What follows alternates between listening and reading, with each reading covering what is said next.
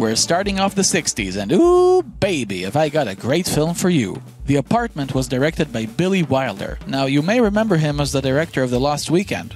Future me, roll the footage. He directed such classics as Double Indemnity, Sunset Boulevard, Some Like It Hot, and a certain film that we'll get to later in this marathon. Well, we're here.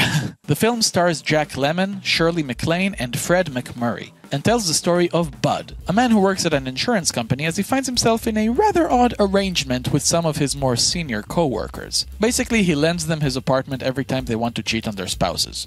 And they do that a lot. He basically holds a booking service for them, constantly making sure they have everything they need, and he keeps passing his key from person to person. In return, these adulterers keep recommending him for promotions and higher positions in the office, and he's able to get ahead in his career, at the price of his dignity, honor, self-esteem, and so on. Jack Lemmon is great in the film. He gives an erratic performance filled with nervous energy. He's a really likable guy, even though he's a total loser. He's also really funny, which was expected. Jack Lemmon is hilarious. He was great in Some Like It Hot, and he's just as great here. The film in general is hilarious. The laughs coming from clever jokes in the dialogue, and even just the characters doing their thing. Above all else, you laugh at the absurdity of the situation at hand. I mean, his apartment is basically a private infidelity hotel for scumbags. But the neighbors don't know that. Mildred! He's at it again! They think Bud is betting more broads than Gene Simmons. When you make out your will, and the way you're going, you should. Would you mind leaving your body to the university? It's hard not to laugh at that. Of course, all of this is just set up for the actual story, which revolves around Bud falling in love with the elevator girl in the building, played by Shirley MacLaine, with a much better performance than the one she gave in Around the World in 80 Days. Her character is quirky and charming, but also cynical and distant, but as the film progresses we understand why. The movie is a comedy, but it still deals with some serious issues, and it handles them well. Anyway, Bud is completely infatuated with her, but what he doesn't know is that she herself is having an affair with Bud's boss, played by Fred MacMurray, the king of all scumbags. He catches wind of Bud's apartment arrangement and he wants in as well. So he actually brings Bud's crush to Bud's apartment without him or her knowing about it.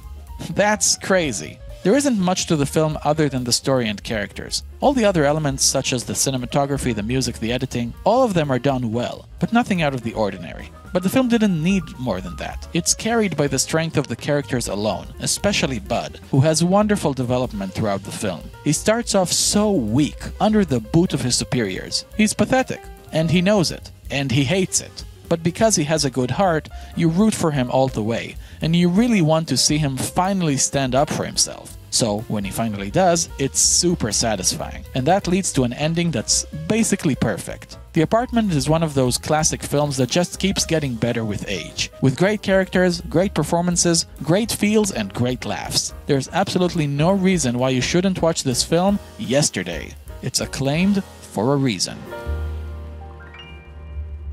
The 60s started off really strong, with The Apartment cracking the top 5. We're definitely at the time when the quality of the Best Picture winners is noticeably rising. Let's hope this decade brings us more goodness to chew on.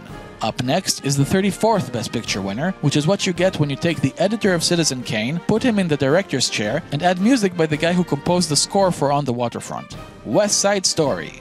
Check back tomorrow for the next video of DB Reviews Oscar Madness Marathon, and subscribe to my channel so you won't miss a thing. Thank you all very much, and let the journey continue.